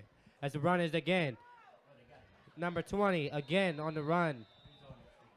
And it's stopped for a no gain on the play. He got no yards on that one. Potters finally got a stop on 3rd down. Yeah, that's actually their second one, Sean. They converted on the last 3rd down that they had that led up to that missed field goal. But, hey, maybe the Potters are trying to get something to go for their defense. Maybe they can get into it on the offense also.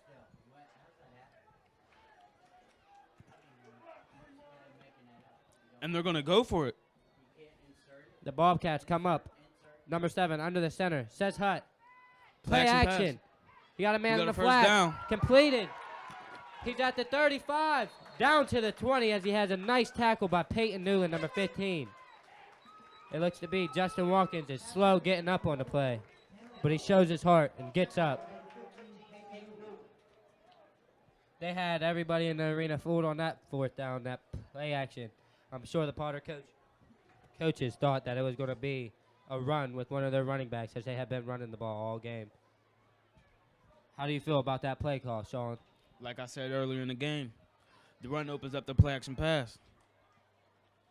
You are very correct, sir. But as number 7 drops back under the center again and hands the ball off to number 20 once again. It looks like the Bobcats are trying to run out the clock here, Sean. What do you think about that? Well, they have their backups in, and it's only third quarter, so maybe this game's over.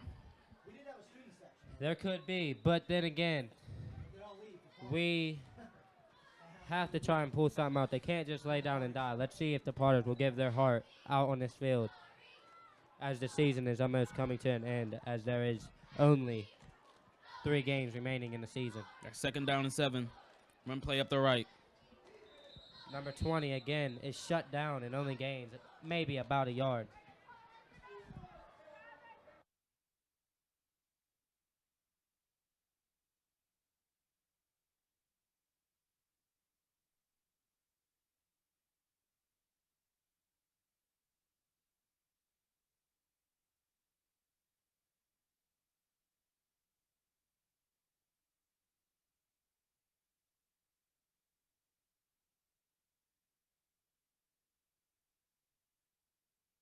Here we go, number 7, under center again.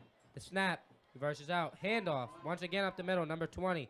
As he keeps his feet moving, but it's still shut down for only about maybe a yard or 2. You think they're going to go for it here or just kick the field goal? 4th and about 4 yards. I'm thinking they might go for it again. But Number I do 2. not know if the coach is going to go for it. It's like number 2 ran out on the field, their kicker. Number 2, their extra point kicker, is now out on the field. Let's see if they kick this try and kick this field goal.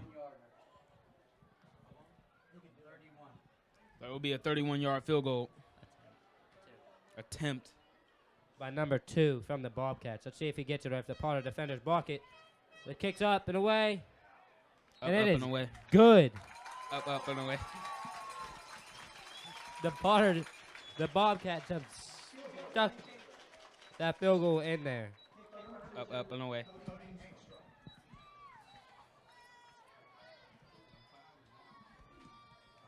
Here we go. Let's go. Let's see what they got with this kick return. So what do you think, Sean? We've been thinking that they're going to break one of these kickoff returns, but so far after that first one, they really haven't had a big break yet. Yeah, ever since Mikey bust that one deep, they've been just squibbing it every single time. Yeah. Not giving him a chance. It looks like they don't want to give him another chance because of how close he was on that last one. That was actually the closest they came to scoring.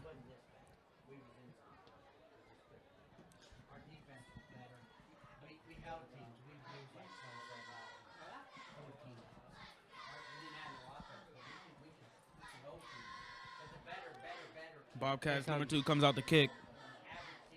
Mikey Williams back deep again to receive, along with Stephen Yoho and Cade Reynolds. Let's see if they finally kick it deep or not.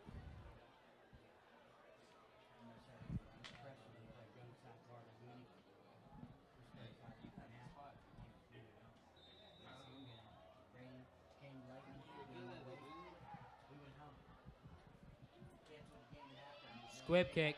Here goes Justin Watkins, picks it up. Oh, and he doesn't go nowhere. The Potters will come out and have the ball at their own 30-yard line as they start this drive.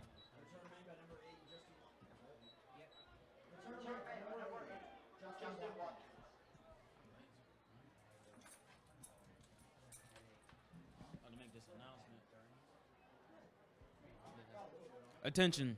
Our boys soccer team will play home Monday versus Heartland Christian at Menango Track. Excuse me, Mangano Track. Hey, man, I don't blame you on that word. That's a little tricky. Looks like a sweep to the right with Markey, but no, he stops and passes too high for pass intended for number. And they call it an interception. Number 21. The guy we've been looking at earlier in the game. We was mentioning number 21 earlier in the game as what looked to be a big threat. And he comes up big from his safety position up to make a pick. give the Bobcats the ball back. It looked like it was overthrown, but he did a little Charles Woodson back in '97 against Michigan State. Yeah, Mau kind of helped him out on that one. Because, I mean, hey, Mau was on the sideline, and he tipped that one what looked to be back in bounds, and number 21 caught it. But there's a fumbled snap. Number 7, can he get on it? I don't know who has it yet. There's a fight for the pile.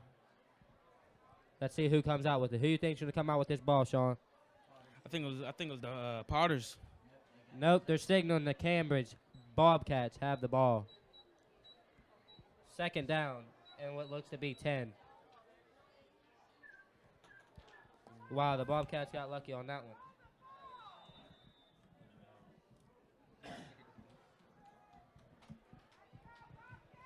Second and 11 on the 40-yard line. The Bobcats have brought in a new quarterback.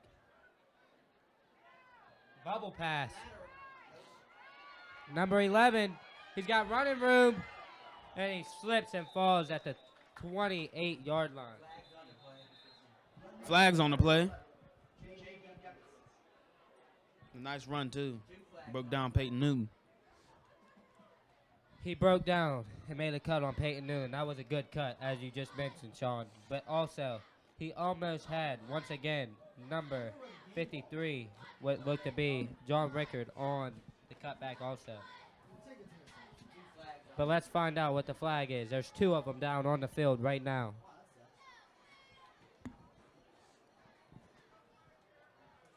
One is no flag. Personal foul, face mask, each Potters. There's a flag on the play, and the call is personal foul, face mask on the Potters. The other one was nothing, I guess.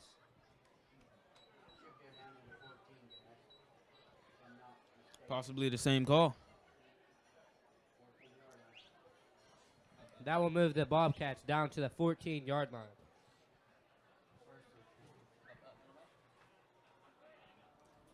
With 18 seconds left to play in the 3rd quarter, the Bobcats are winning 37-0 against the Potters.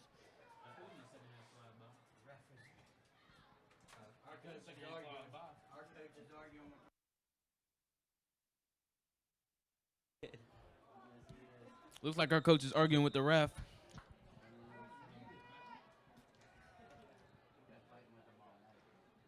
Here we go. The new center the new quarterback, my fault, trying to lead this team to a touchdown drive. Also a new running back, number 3. Somebody lost a shoe on that one, Sean. Looks like their 3rd string is in now. And that will be the end of the 3rd quarter with the score 37-0, Bobcats.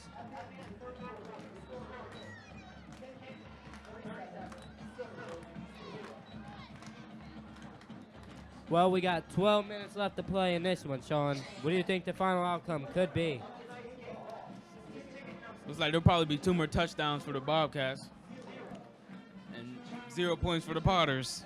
Just doesn't seem like it's going to get any out better. just yet. There's a slim possibility that they can get down and at least put one in the end zone.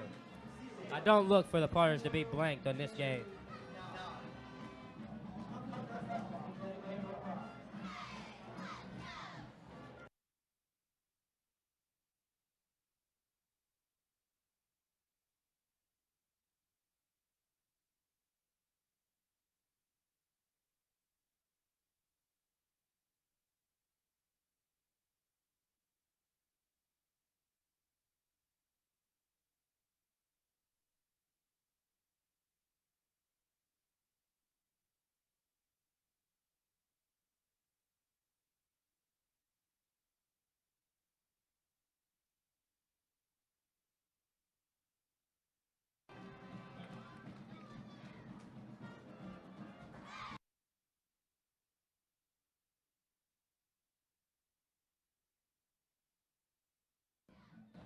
As the players were walking down the field with their heads down, and we also just had a picture of Stephen Yoho and a host of Potter players on the sideline as he looks on as the defense tries to stop the Bobcats. Shotgun, number 9, the quarterback. Keeps it. Can he get in? He's in for the touchdown. That was a great run by number 9. We got a man down on the field. A Potter defender is down. Looks to be John Rickard, number 53. But he's up onto his feet as teammate Malcolm Wade helps him up, and Zach Madison. Zach Madison and Malcolm Wade, 2 senior leaders on this offensive line. They're probably the 2 best players on the offensive line this year. But it hasn't been a promising season so far. But let's go, Potters. Let's stop it right here. Yeah, no one brought the money or the ticket. We have the money, we didn't. Nobody brought the ticket. I thought Sherry brought the ticket up. Who did she give it to? Sherry Shaw. And the Looks like- score is 43 to nothing. Looks like they might go for 2 here. Nope, they're just their second string kicker in. As the Bobcats come up to the line of scrimmage to try this extra point. Let's see if they can make it. The snap, the kick, and it's good. Thank you. At the beginning of the 4th quarter, here we go. Potter's got to do something here on this drive if they want to try and attempt to stay in this game. With 11:51 left in this game, score is 44 to nothing.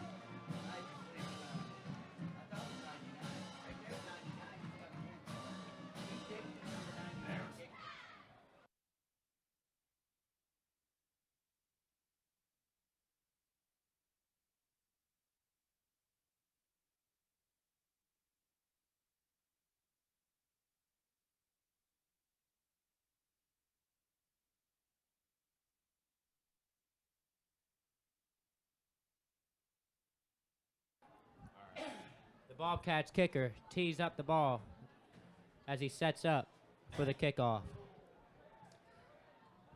How do you feel about the Bobcats second team and third string scoring on the first team? That's crazy, but these kids have been playing both ways, all game, so they gotta be tired. They need what appears to be some more conditioning.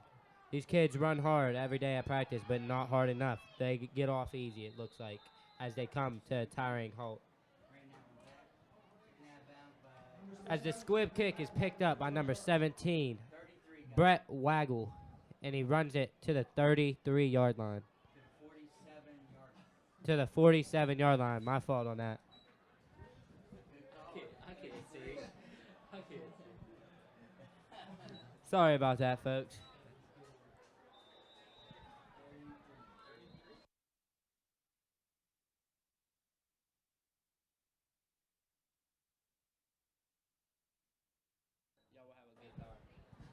Looks to be a timeout by Cambridge.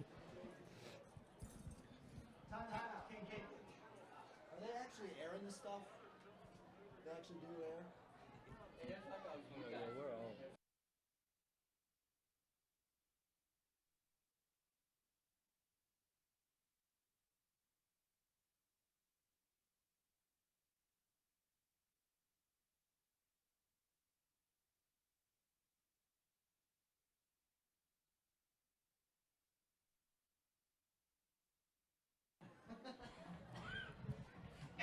Attention Potter fans. Our girls soccer team defeated Indian Creek High School last week 1-0 as they prepare for sectionals. The senior night will be held Tuesday at 7 p.m. at Mangano Track versus Oak Glen. Markey back in the shotgun. He says hut, rolls to his right, throws the ball. Oh, and he had a man open in Mau Thompson, but underthrows the ball. Looks like we got a player down. Oh, he got back up. He got back up on the play. He was only down for a second. Must have needed a break for a second, Sean, as he laid there. But number 59 is limping.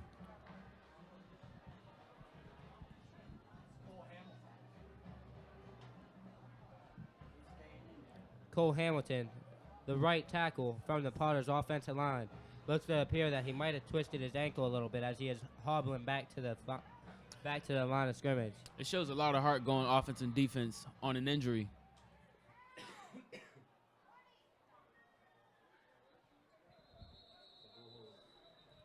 Handoff to Travell Tompkins, number 22. It looked to be like at the end of the play, Markey was going to smack number 11 for no apparent reason, but pulled off. And it'll be third and 8 on the 49-yard line. Looks to be there was an argument on the field between Zach Madison, a senior and captain to this football team with number 11 from Cambridge, but it appears to be nothing. It'll be third down. Oh my God. All those steps. We need an elevator. Potters line up in shotgun. Markey and Stefan back in the backfield. High snap. Markey handles it. Rolls to his right. Pump fake. Throwing. Oh, and he he overthrew him. overthrows him. He missed the wide open Peyton Newland, who was wide open on the pass play. So what do you think about that play call right there, Sean? Well, practice makes perfect. I've seen a couple of their practices, and I've seen that same route, and he overthrows it every single time.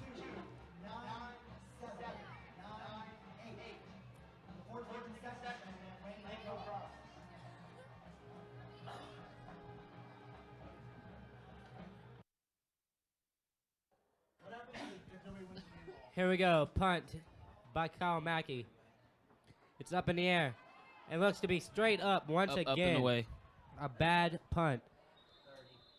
And the Cambridge Bobcats will have it at their own 30-yard line.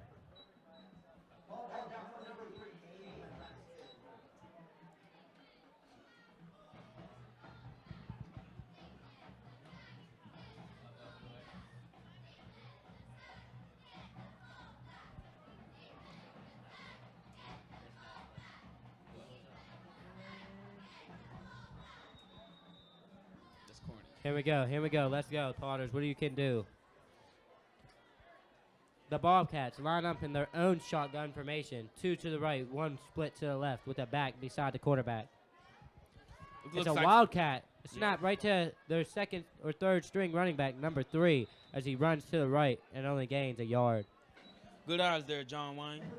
Number 3 lined up as the quarterback on that play. Yeah, that was crazy. I didn't expect something like that, but they did it. It's like the Bobcat coaches are just one step ahead. They keep bringing out plays that the Potters do not see coming.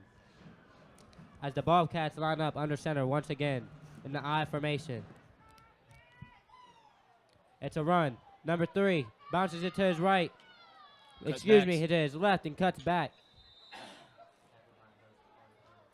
Tackled by a host of Potter players. Looks like it'll be third and 5 on the 35. Looks like the Potter defense has finally figured out how to stop the run as they keep the run under control this half so far. But here they come in an I formation. Twins to the right. Says Hutt. It's a fake handoff. Quarterback rolls out. He's going to keep it. He's dancing and gets the first down. No, he didn't get the first. They spotted him short. It'll be 4th and 1. Might even be 4th and inches. It looks real close. I see for the Potters, the Cambridge Bobcats to go for this play. Don't you think, Sean? Yeah, I was just about to ask you that. I don't see why not. It's been working all night. Here we go. They come out with 2 fullbacks and a back. The power I. And he runs. And he picks it up. Let's see if he got it. I think he did. And it's a first down, Bobcats, as number 31 runs the ball. The chains move. It'll be first down, 41.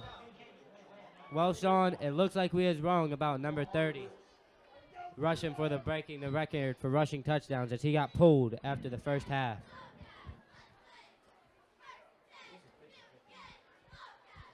They line up in the I formation. Hands it off to number 3 again. As he's tackled by number 56, Zach Madison. Now remember, the starters for these Potters defense, they don't have any backups other than freshmen. So they have to be exhausted out there.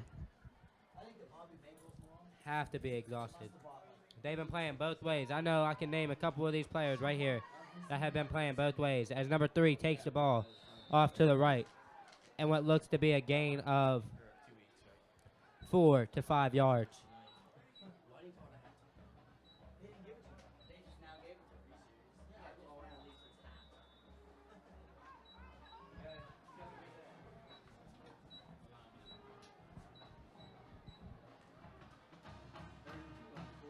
Says Hutt.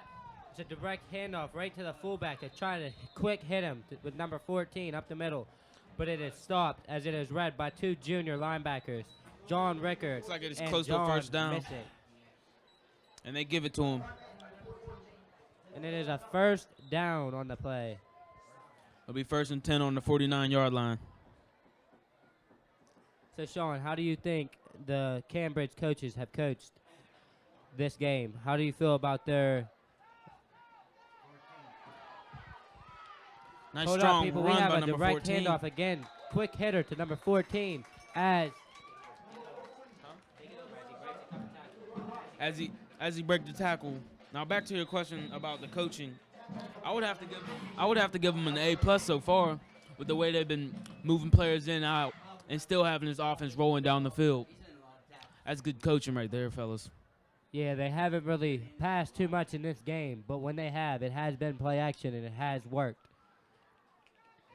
It's a handoff, number 3 again to the left as he's tackled in the backfield by Malcolm Wade.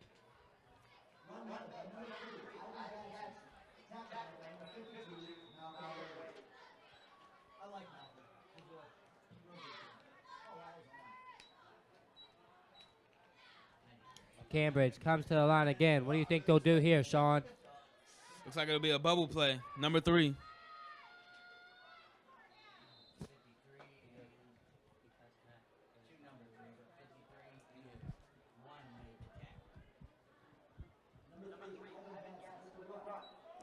Looks like it'll be 3rd and 11 on the 33-yard line.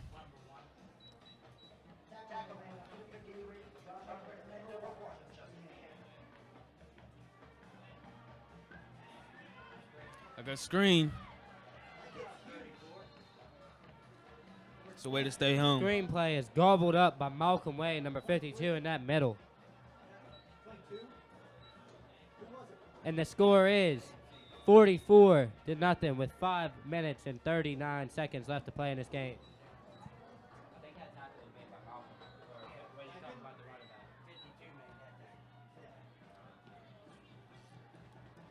The Bobcats come up under eye again.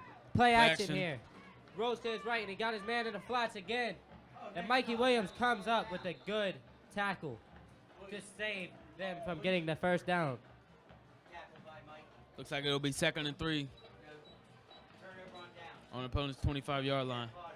1st and 10 Potters. Looked like it was a turnover. Turnover? No, that was 4th down. Oh, it was 4th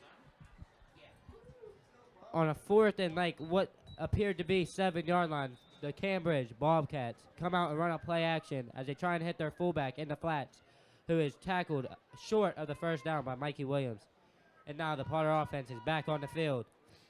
Zach Madison, the center. Snaps to Marky Tompkins. Handoff to number 13, Stephen Yoho around the left as he gains 4. Correct me, that was wrong. Probably about 2 to 3 yards. As the Cambridge sideline pours the water on the coach, celebrating a great win. The Cambridge Bobcats finally got to down their coach. How would you feel, Sean, if you was a coach and got downed in this cold weather with that ice cold water by your players? Well, Would you feel happy or would you feel miserably cold? I'll tell you the truth, I'd probably feel miserably cold. Me too. I would feel miserably cold, but then I couldn't get mad because my team and my players went out and played their hearts out to get this victory over the Potters. Don't you think so? They did their job. They played as one team. They played as a whole. Every aspect of the game. Offense, defense, the D-line, linebackers. Everybody did their job and didn't worry about somebody else because everybody had each other's backs. And here we go, a 3rd and what looks to be 1 yard, maybe shorter. Markey lines up in the shotgun with Stephen Yoho beside him. Says Hutt. Looks to be a sweep to the right of Markey. Cuts back. And he looks to have the first down. Looks like there's some type of fight. Oh, you can't come off the field. Looks like There's a fight out there. There's a fight. Who is it? The bench almost cleared. Who started it? Them guys should be thrown out. I do not know who started it, but Cambridge's players have been coming off the sideline. That should be an expulsion. All of them should be thrown out. That's how it goes. I don't know who started it. I couldn't see who started the fight, but there looked to be like somebody slammed somebody on the sideline of the Cambridge Bobcats. It looked like an East Liverpool player was on top. It looks to be like one of the Potter frustrated kids came out and was done playing with this team, I guess. He's too frustrated and apparently slammed a kid from the Bobcats. It looks to be like number 18 was the one who got bullied on the play because he is sitting on the bench. If we could get a shot at him, because he is sitting there and everybody is trying to communicate to him. Sportsmanlike conduct on the Potters. Sportsmanlike conduct. There is 2 penalties on the foul, as both teams get an unsportsmanlike conduct penalty. Can we It get a looks like close-up it's of going number to 18 on the offset. sideline. Now the ref goes over to the Potter sideline to associate with the coach, Rick Prescott. I think it was a dead ball. I don't know, but I wish we had a mic down there on the refs at this moment, people, so we could hear and let you know what's going on and what they are talking about as they all come to the sideline to communicate. Good job, Frank.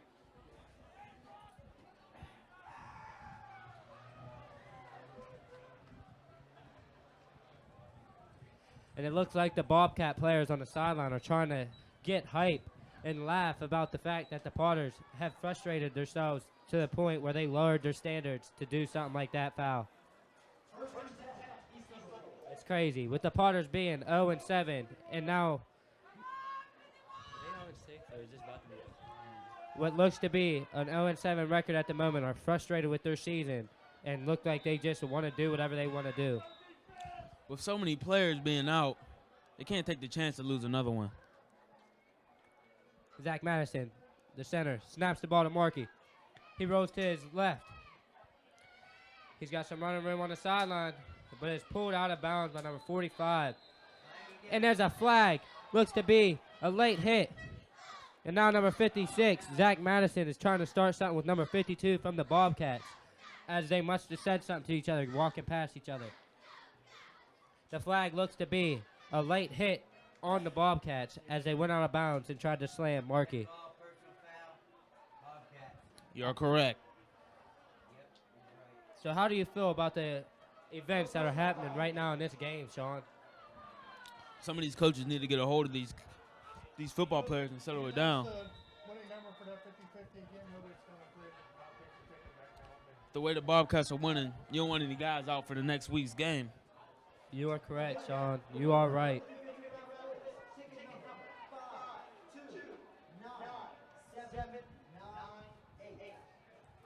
Let's see what the Potters are going to come out and try and do here. As there's 3 minutes and 13 seconds left in this fourth quarter, the score is 44-0. Bobcats. Markey Thomas drops back. Pump fakes. Looks rattled. He's scrambling. Can he make a play? Oh, and he's gobbled up in the backfield for what looks to be a 1-yard loss.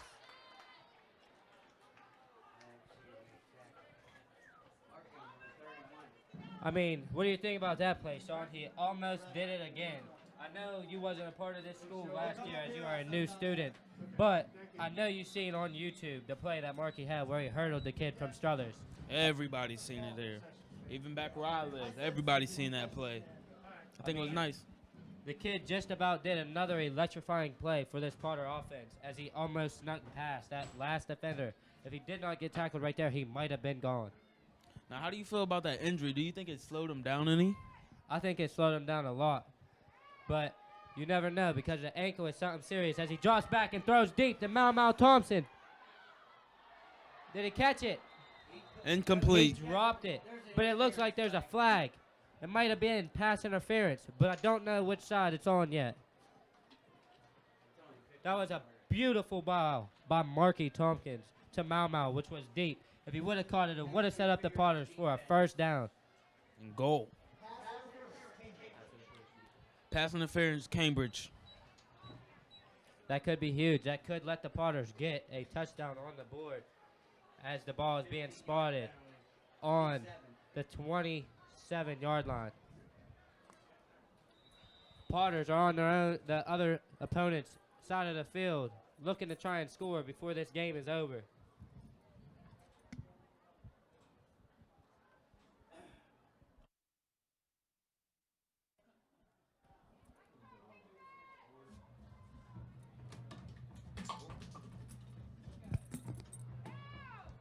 Marking a shotgun. Says Hut. Handoff to number 13, Stefan Yoho.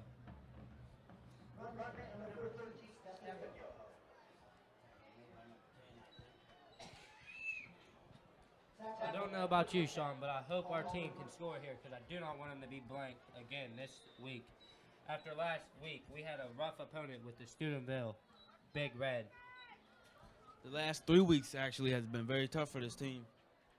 Be good for them to put something up on the scoreboard, something to look up to.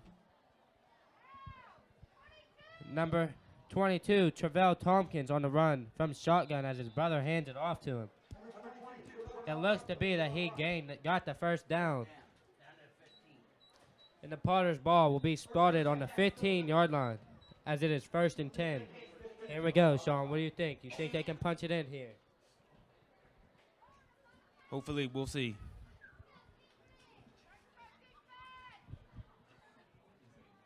Let's see if the Potters will run play action here. I think it would be a nice play call at this moment.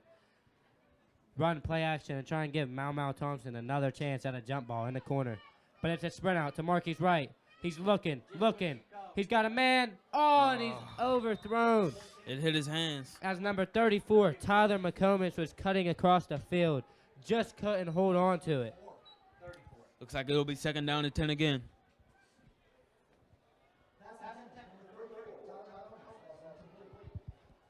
Wow, that one could have been it. That could have been the touchdown right there, but it was dropped. Sean, how do you feel about that drop pass? You got to catch it. If it hits your hands, you have to catch it. Like John Madden says, if it hits your hands, you got to catch it. You have to catch it.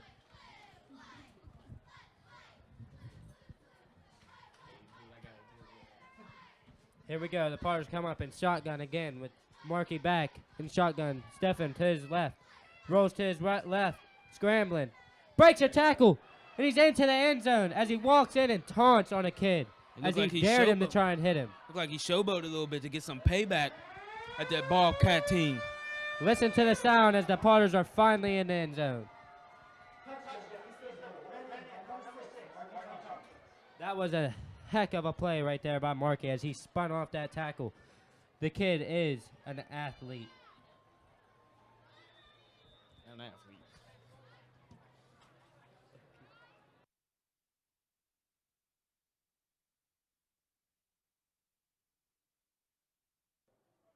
And out comes Kyle Mackey finally. Do you think he'll put it in here, Sean? Oh, most definitely. This is automatic.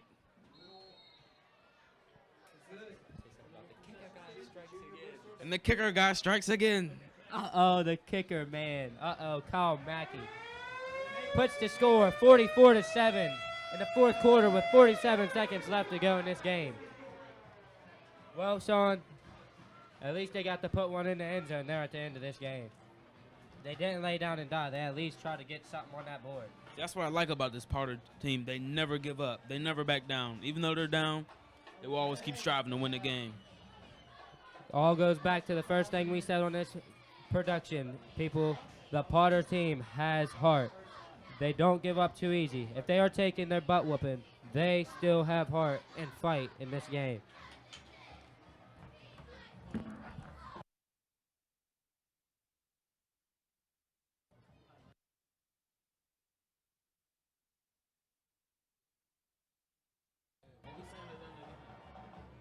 And here we go, number 2, Kyle Mackey sets up the kick, the onside kick. What looks like to be On the 40-yard line.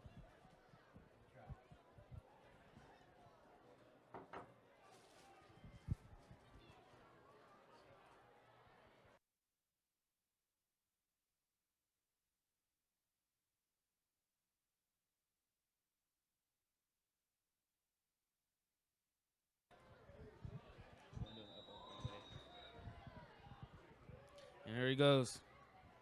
Up, Up, and away. And it's received at the would be the 16-yard line as he cuts to his right, looking for daylight. I don't know if he'll find it as he doesn't find it, and he is tackled finally at what appears to be what's that spot, Sean? There's flags on the play, so it might come back. 52, 92, or something too, dude. Couldn't tell. Dead ball, personal foul. The dead ball, personal foul on Cambridge.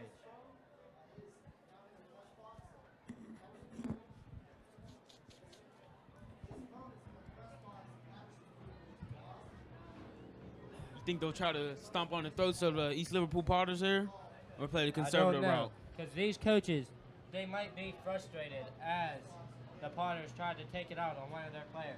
We'll see what happens here.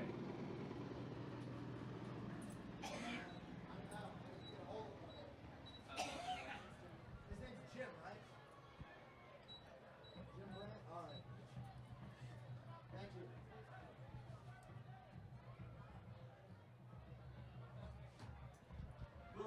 It looks like Miss Pippo's the only one in the Potter section again.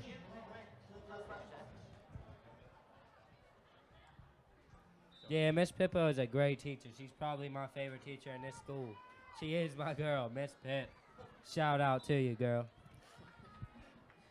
As Cambridge comes to the line and just kneels the ball, and what appears they will let the game be over. So, here is your recap, people, of this game. As the Potters came out, they started out what looked to be like they had the potential to be able in this game to win it, but could not stop the run at first, as number 30, Dion Lewis, ran all over the Potters for 4 touchdowns in the first half, which led to a 34-0 lead at halftime. The Potters try and fight back as they come out in the second half and try and slow down the run, which they kind of did. But at the final score, 44-7, the only touchdown from the Potters was from Marky Tompkins on what appeared to be a 15-yard run for a touchdown. Well, that's about it, folks. We're signing off. John Wyan, Sean Cleckley.